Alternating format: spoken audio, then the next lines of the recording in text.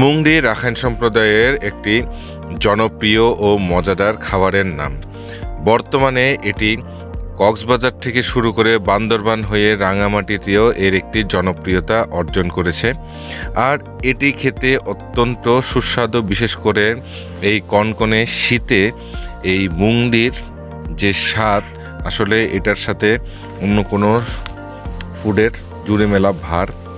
এটি খেতে হয় নিজের মতো করে, কাস্টমাইজ করে খাওয়া যায়। বিশেষ করে শুকনা মরিচের গুঁড়ো, গোলমরিচের গুঁড়ো, লেবুর রস দিয়ে আপনি নিজের মতো করে এটি কাস্টমাইজ করে এই মুংডির স্বাদ আপনি নিতে পারেন। আর সাইড ডিশ হিসেবে আমি নিয়েছি আমাদের ট্রেডিশনাল মারমাদের চিকেন লাচ্ছো, যেটি কিনা আমাদের বিশেষ করে বিয়ের সময় চিকেন লাচ্ছো পরিবেশন করা হয় আমাদের মারমা বিয়েতে। তো এক কথায় মুংডির এই শীতের টেস্ট এক কথায়